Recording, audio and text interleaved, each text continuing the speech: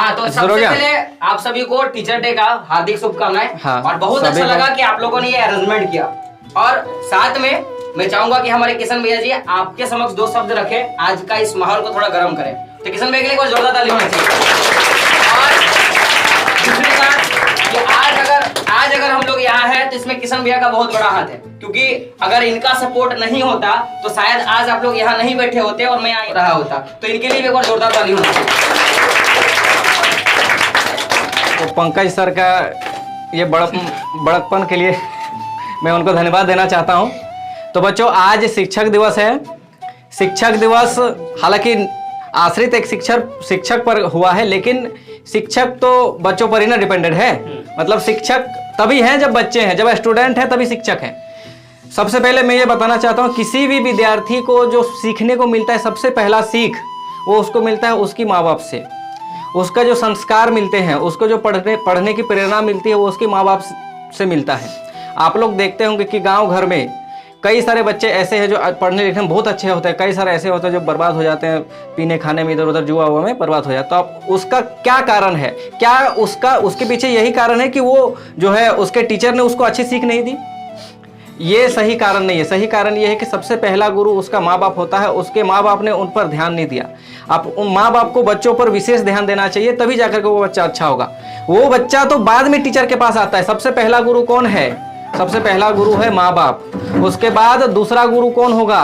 दूसरा गुरु उसका शिक्षक होगा, जो उसको मार्गदर्शन देता है, जो उसको जो है चलने की प्रेरणा देता है। एक शिक्षक वह है जो खुद सड़क की भांति खड़ा होकर अपने विद्यार्थियों को उस सड़क पर आगे बढ़ने की प्रेरणा देता है।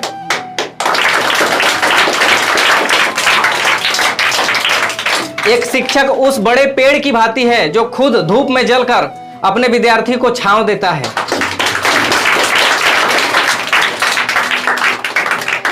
कहा गया है कि शिक्षक तो हमें ज्ञान देते हैं, यह बहुत अच्छी बात है, कहा गया। लेकिन यहाँ पर सबसे बड़ी प्रेरणा वाली बात है कि किसी भी विद्यार्थी का सबसे अच्छा शिक्षक उसकी परिस्थिति होती है।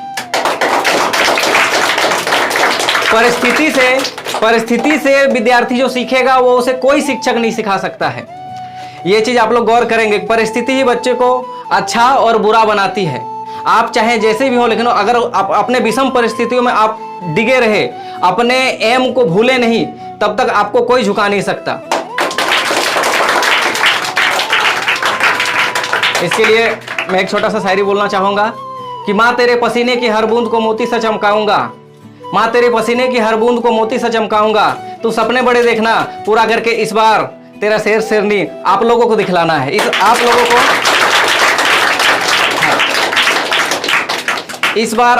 को इस बार मतलब मेरा कहने का अर्थ यह है कि आप लोग बड़े होकर कुछ ऐसा काम करें कि आपको किसी से इज्जत मांगना ना पड़े, इज्जत वो खुद करे।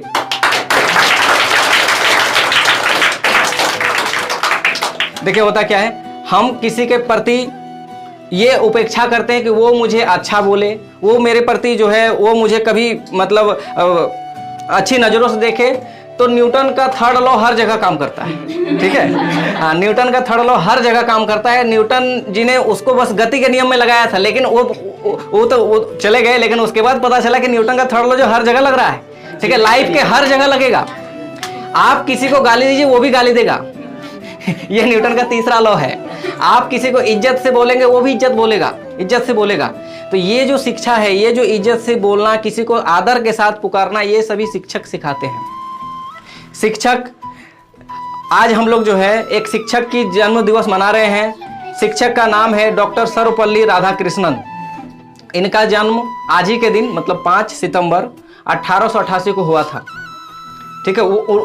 उनका लगभग 20 साल का शिक्षक का कैरियर रहा, 20 साल का। उसके बाद जो है वो एक यूनिवर्सिटी के कुलपति भी बन गए। उसके बाद जो है भारत के प्रथम उपराष्ट्रपति भी बने। उसके बाद फिर भारत के राष्ट्रपति भी बने, जो कि पूरा भारत देश का सर्वोच्च पद होता है राष्ट्रपति, ठीक है, राष्ट्रपति। लेकिन उनके मन में 1% भी घमंड नहीं था कि मैं राष्ट्रपति। वो अपने आप को शिक्षक ही समझते थे। और उन्होंने मरते मरते ये कह के गए कि मेरे जन्म दिवस को पूरे भारत के शिक्षकों के लिए शिक्षक दिवस के रूप में मनाया जाना चाहिए। ये बहुत बड़ी बात है। बहुत सारे राजनेता ऐसे होते हैं जो खुद के जन्म दिवस को किसी को समर्पित नहीं, वो खुद के लिए करते हैं, लेकिन यहाँ पर उन्होंने अपने जन्म दिवस को एक शिक्षकों के प्रति समर्पित किया, क्योंकि उनको पता था कि एक राष्ट्र का निर्माण बिना शिक्षकों के नहीं हो सकता, क्योंकि शिक्षक ही हैं जो एक राष्ट्र को निर्माण करने में बहुत महत्वपूर्ण भूमिका निभाते हैं। वैसे बोलने को कई सारी चीज़ें हैं, लेकिन मैं ज़्यादा समय नहीं लूँगा। एक और मुझे शायरी याद आ गई है, हाँ, आप लोगों के लिए ही है कि तू ना रुकेगा कभी, तू ना झुकेगा कभी, तू ना थकेगा कभी, तू ना रुकेगा कभी, तू ना झुकेगा कभी, तू ना थकेगा कभी, कर शपथ कर शपथ कर शपथ, अग्निपथ अग्निपथ अग्निपथ। तो इन्हीं बातों के साथ मैं अपनी वाणी को विराम देता हूँ। धन्यवाद। संदीप सर के लिए जोरदार ताली होना चाहिए, क्योंकि उसमें से कोई स्टूडेंट या तो पढ़ के कोई कलेक्टर बन जाता है, कोई डॉक्टर बन जाता है, या फिर कोई सिगरेट फूंकता है। ठीक है, समझ में आ रहा है ना? वो देखो एक ही चीज सिखाया गया है, यही सबको सिखाया जाता है कि चोरी नहीं करना है, नशा मुक्त रहना है, ठीक है, अच्छे बड़ों का सम्मान करना है, अच्छे से बातें बोलना है, ठीक है, स्वभाव को अच्छा रखना है, ये सब सिखाया जाता है। सबको एक ही चीज का शिक्षा दी जाती है, लेकिन उसी में कोई कलेक्टर बन जाते हैं और तो कोई चोर बन जाते हैं, एक जैसा नहीं होते। क्यों नहीं होते? इसमें ये एक शिक्षक का इसमें गलती नहीं है, इसमें किसका गलती है? देखो, सबसे पहली बात तो जो घर के गार्जियन है उनको थोड़ा सा ध्यान देना चाहिए सब में। यहाँ पर हम पढ़ने के लिए बोल रहे, बहुत ज्यादा बोल रहे कि यहाँ पर ये बना के लाना है, ये करके लाना है। आप घर जैसे ही जाओगे वहां पर घर में बोला जाएगा क्या, अरे आज छोड़ो ना पढ़ने के लिए, ठीक है, आज ये बनाते, आज ये खाओ, सो जाओ ना, ऐसा करो, ये करो। तो उसमें हम लोग का कुछ नहीं कर सकते। बात समझ आ रहा है ना? यदि आप कहीं पर ट्यूशन जाके देखो, इसमें भी देखना, आप समझ लो कि एक ही कॉलेज से सब कोई निकल गए हैं, ठीक है, पास आउट हो गए, निकल गए। अब डॉक्टरी का पढ़ाई हुआ है, किसका पढ़ाई हो रहा है? डॉक्टरी का। अब बहुत सारे स्टूडेंट है, बहुत सारे डॉक्टरी में हर साल लाखों करोड़ों स्टूडेंट जाते हैं भाग लेने के लिए, ठीक है, नीट निकलता है उन लोग का डॉक्टरी के लिए, एक तो एग्जाम है वो बताएंगे बाद में, ठीक है। तो उसमें बहुत सारे जाते हैं, उसमें से भी कुछ ही लोग डॉक्टर बन पाते हैं। क्यों? तो उसमें किसका कमी है बता? अब उसमें और शिक्षा देखो, आप समझ के देखो, उसमें गार्जियन का भी कोई दोष नहीं है, क्योंकि गार्जियन उतना दूर तक पढ़ा चुके, डॉक्टरी तक पढ़ा चुके, ये कौन दोष है गार्जियन का? बताओ तो। किसी का डॉक्टर, इसमें किसी का दोष नहीं। उसमें दोष किसका होगा? तो सिर्फ और सिर्फ स्टूडेंट का, कैंडिडेट का दोष होगा। समझ में आ रहा है बात? क्या गार्जियन कभी बाद में चाहते हैं कि बाद में मेरा बच्चा इस तरह करे? चाहे वो देखो, एक गार्जियन यदि मान के चलो कि शराब पीता है, समझ लो बात, या फिर चोरी करता है, किसी तरह कमा के एडजस्ट करता है, फैमिली एडजस्ट करता है, लेकिन वो कभी नहीं चाहेगा कि मेरा बेटा या फिर बेटी बाद में ऐसा करे। क्या वो कभी चाहेगा? नहीं। और एक गार्जियन मान के चलो कि वो कलेक्टर बना, क्या बना है? कलेक्टर। तो वो चाहेगा मेरा जो बच्चा है वो या तो कलेक्टर बने या फिर कुछ अच्छा काम करे, ऐसा हमेशा सोचेगा। तो इसमें गार्जियन का कोई गलती नहीं होता है, कोई नहीं। आप जैसे तुम लोग 10th क्लास में पढ़ते हो, तो तुम लोग का शिक्षा कहाँ तक हो चुका है? 10th क्लास तक कंप्लीट हो चुका है। देखो, गार्जियन का गलती कब होता है? जब छोटा बच्चा में हम पढ़ाई, जैसे कि 10 साल तक का बच्चा है, ठीक है, उसको शिक्षा बहुत ज्यादा जरूरी है, अब उसको हम कुछ बताए ही नहीं, तो इसमें गार्जियन का गलती हुआ। लेकिन यदि 10 साल तक हम तुमको अच्छे से पढ़ा चुके हैं, पढ़ाने के लिए स्कूल भेजते हैं, अब तुम नहीं पढ़ता है, तो उसमें गार्जियन का कोई गलती नहीं होगा, उसमें सिर्फ और सिर्फ तुम्हारा गलती होगा, और बाद में पछताओगे तो तुम पछताओगे। बात समझ में आ रहा है ना? और तुम लोग यदि सोचते हो कि देखो शिक्षा के अलावा बहुत सारा क्षेत्र है, बहुत सारे क्षेत्र, देखो शिक्षा के अलावा खेल का क्षेत्र है, संगीत का क्षेत्र है, ठीक है, और भी बहुत सारा क्षेत्र है, लेकिन किसी भी क्षेत्र में जाओ शिक्षा बहुत जरूरी है, ये सोच के देखना। आप जैसे कि देखो, एक यदि कोई क्रिकेटर बनता है, क्या बनता है? क्रिकेटर। तो उसको यदि कॉन्फ्रेंस जब होगा तो उसको किस में भाषण देना होगा? इंग्लिश में भाषण देना पड़ेगा। अब इंग्लिश में जब वो भाषण देगा तो फिर उसको पढ़ना पड़ेगा कि नहीं? अब इंग्लिश का कोनो लेटर ही नहीं जानता है, वो कैसे बोलेगा? स्पोर्ट का इंग्लिश ही नहीं जानता है कि स्पोर्ट मतलब कैसा लिखते हैं, SPORTS लिखते हैं, वो जानता ही नहीं, तो कैसे होगा बताओ? तो उस जगह में शिक्षा का जरूरी हुआ कि नहीं हुआ? फिर यदि हम बोलेंगे सर बिजनेस करेंगे, क्या करेंगे? बिजनेस। बिजनेस में तो पढ़ने का जरूरत नहीं है, उसमें तो बहुत सारा पैसा है, उसमें भी पढ़ने का जरूरत है। उसमें कहाँ पर जरूरत पड़ेगा? उसमें बिजनेस का क्षेत्र में पढ़ने का जरूरत पड़ेगा। बिजनेस से सीखने के लिए लोग MBA करते हैं, उसमें जरूरत पड़ेगा कि नहीं बताओ? वो पढ़ेगा, उसके बारे में पढ़ेगा कि बिजनेस किस तरह लोगों का मन लुभाते हैं, आप कोई सामान को बेचते हैं किस तरह पढ़ते हैं, तो सब चीज के बारे में जानना जरूरी पड़ेगा, ठीक है। तो शिक्षा हर क्षेत्र में क्या है? जरूरी है। क्या है? हर क्षेत्र में जरूरी। आप देखो, तुमको क नहीं आता है, 10 साल 20 साल हो गए पार कर दिया ऐसे करके, फांकी मार करके, ठीक है, क नहीं आता। और संगीत यदि तुम सीख गए गाना गाने के लिए, तो तुमको वहां जो लिखा रहेगा उसको तो पढ़ना पड़ेगा कि नहीं? तो क भी नहीं आता है तो क्या पढ़ोगे बताओ? बोलो कैसे होगा? तो इसीलिए क्या जरूरी है? शिक्षा बहुत ज्यादा जरूरी है। यहाँ पर ट्यूशन आओ, ट्यूशन में पढ़ो, ठीक है। और जिस तरह हम लोग फिर प्रतिभागी तुम लोग आयोजन करते हैं, एक तो प्रतियोगिता बाल दिवस में करते हैं ना, उसमें भाग लो, पार्टिसिपेट करो, ठीक है। आप पिछली बार लॉकडाउन था इसलिए थोड़ा सा दिक्कत हुआ था, खाली एग्जाम ले पाए थे। इस बार हो सके कुछ आगे बढ़ा देंगे, उसमें तुम लोग भाग लो। चित्रकला में आगे, पेंटिंग में करो आगे, पेंटिंग भी तो कर सकते हो तुम लोग, छापने जानते हो तो वो सब करेंगे। तो पढ़ना क्या है बहुत ही ज्यादा जरूरी है। इस बात को गांठ बांध लो अपना दिमाग में, कहीं पर एक कोना में रख दो कि पढ़ना क्या है जरूरी। एक कागज लो, छोटा सा कागज, उसमें मोड़ लो, ठीक है, कहीं पर घर में रख देना, वहां पर लिखना उसमें कि पढ़ना बहुत ही ज्यादा जरूरी है। बात समझ में आ गया ना? तो जोड़ घटा a+b का होल स्क्वायर सिखाया जाता है ना, ये भी जिंदगी में काम लगेगा, लेकिन ये कब काम लगेगा वो तुमको पता नहीं होगा। बात समझ में आ रहा है? एक पढ़े लिखे व्यक्ति को कभी देखना शराब की दुकान में जा करके और किसी से उलझते हुए देखना, वो देखना उलझते हुए देखेगा कभी नहीं उलझेगा। वो बोलेगा जाओ तुम, हम बाद में बात करेंगे, ठीक है, तुम अभी शराब पिया इसलिए इस तरह बोल रहा है हमको, या फिर सिगरेट पिया इस तरह बोल रहा है इसलिए। समझ में आ रहा है ना?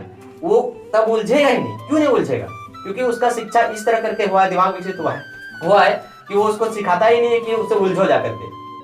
बात समझ में आ रहा है ना? दो अनपढ़ व्यक्ति को गप करते हुए देखना और दो शिक्षित व्यक्ति को गप करते हुए देखना, दोनों का बात में डिफरेंस देखना, चाहे वो किसी भी भाषा में, कोठा हो, बांग्ला हो, किसी भी भाषा में हो, अंतर मिल जाएगा तुम लोग।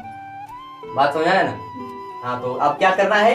पढ़ना लिखना है, ध्यान से पढ़ना है, ठीक है, चाहे वो किसी भी क्षेत्र में हो। इन लोग का जैसे छोटा बच्चा, इन लोग को भी पढ़ने में ध्यान देना। हम लोग भी चाहते हैं कि गार्जियन को बोलते हैं कि आप थोड़ा ध्यान दीजिए, जैसे कभी भी मिलते हैं गार्जियन तो, ठीक है, तो जब तक ध्यान नहीं। और आजकल जो है हम लोग का इधर गेंदनवाड़ी में शिक्षा धीरे धीरे आगे बढ़ ही रहा है, ऐसा नहीं कि रुक गया है, सब आगे बढ़ रहा है। बस थोड़ा सा कमी हो गया, मोबाइल आ गया बच्चों के पास। ये हमेशा हम बोलते हैं मोबाइल आ जाता है, ठीक है, मोबाइल आपको फैमिली से दूर करता है। ये बात को समझो। अभी यदि नहीं समझ पाए तो बाद में कभी नहीं समझ पाओगे। हम लोग कभी तो लत लगा है मोबाइल का, लेकिन हम लोग भी उसको उपयोग में लाते हैं, हम लोग पढ़ लेते हैं उससे। बात समझना है? हम लोग का क्या मन नहीं करता है कि छोड़ देंगे ये सब करने के लिए? कौन नहीं चाहता है? सुखी आदमी कौन नहीं रहना चाहता है? आराम से बेड में पड़े रहो, बढ़िया सा बेड हो, एक पड़े रहो, टीवी देखो, खाओ पियो, ठीक है, बस यही आदमी सब चाहता है। घूमने जाओ इधर उधर, जनवरी आ गया महीना, घूमने जाओ, ये करो वो करो, तो यही सब आदमी चाहता है, लेकिन उसको समझना पड़ेगा। बात समझ आ रहा है ना?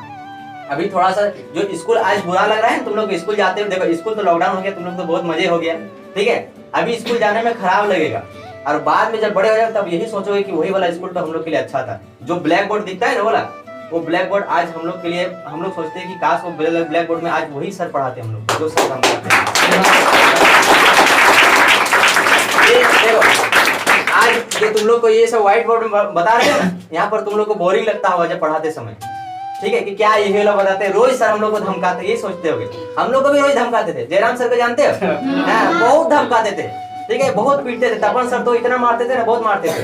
लेकिन आज वही वाला दिन हम लोग मिस करते हैं, सोचते हैं कि वही लड़ फिर से आ जाए, ठीक है, वही 1 घंटा फिर से हम लोग क्लास में चल जाए, वही सर बोले ए तुम पढ़ता नहीं है, काहे यहाँ पर बैठा है, ऐसा काहे बाल झाड़ के है, वही वाला सर बोले ड्रेस काहे गंदा है, नाखून काहे बड़ा है, ठीक है, प्रार्थना का लाइन में खड़ा हो जाओ, ठीक है, ऐसा मत बैठो, ऐसा बोलते हैं, झगड़ा मत करो।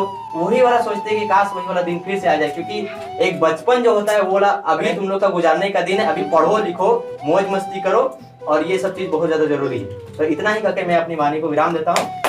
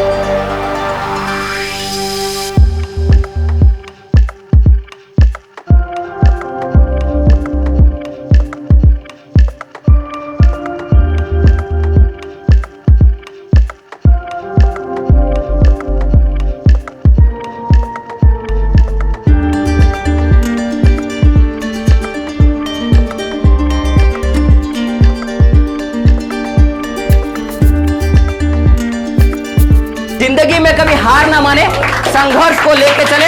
और जिंदगी में जान लीजिएगा कि अगर एक चीज बोला गया ना कि एक स्मार्टनेस होता है और एक बस वर्कनेस होता है, एक स्मार्टनेस होता है, एक वर्कनेस होता है। अगर काम के बात में देखा जाता, क्या मैंने बोला कि अगर काम के बात में देखा जाता तो गधा आज सबसे तेज होता और घोड़ा सबसे पीछे होता। मैंने क्या बोला कि अगर काम के बात में देखा जाता कि ज्यादा काम किसने किया है तो आज सबसे तेज कौन होता? गधा, क्योंकि गधा ज्यादा काम करता है। घोड़ा के पास स्मार्टनेस है इसलिए वो सबसे तेज है। तो जिंदगी में हार्डनेस के साथ क्या करना है? स्मार्टनेस को लाना है। क्या करना है? हार्डनेस के साथ क्या करना है? स्मार्टनेस को लाना है। ज्यादा ये नहीं मैं बोलता हूँ कि दिन भर पढ़ो, दिन भर किताबी कीड़ा बनो, मैं ये नहीं बोलता हूँ, लेकिन जितना पढ़ो, जब भी पढ़ो, तन मन और धन के साथ पढ़ो। मैंने क्या बोला? जब भी पढ़ो, जितना भी पढ़ो, क्या करना है? तन मन और धन के साथ पढ़ना है। यहां तक बात क्लियर है? समझ में आ गया सबको? और एक बात, एक स्पेशल अनाउंसमेंट है कि जो भी बच्चे क्लास 11 और क्लास 12 में है, लड़कियों के लिए सारा क्लासेस में फ्री दे रहा हूं, आप आके क्लास ज्वाइन कर सकते हो, ठीक है। और दूसरा बात, जो भी कुछ आपने अरेंजमेंट किया इसके लिए बहुत बहुत बधाई। ऑफलाइन क्लासेस भी हमारी चलती है, ऑनलाइन क्लासेस भी चलती है, आप लोग देखते ही हो, ठीक है। तो जो सपोर्ट आपने किया इसके लिए शुक्रिया। और एक बात बता दूं कि आज जो मेरा चैनल है, कल रात को वो 1K है, वो क्रॉस हो चुका था। जितना भी सपोर्ट आप लोगों ने किया उसके लिए बहुत बहुत बधाई आपका। और जितना लोगों ने ऑनलाइन क्लास में भी सपोर्ट किया उनके लिए भी बहुत बहुत बधाई। तो इसी के साथ अपने गाली को विराम देता हूँ। जय हिंद, जय भारत, और आपका दिन शुभ हो। एक बार हमारे आने वाले भविष्य की पीढ़ी के लिए एक बार जोरदार ताली होना चाहिए।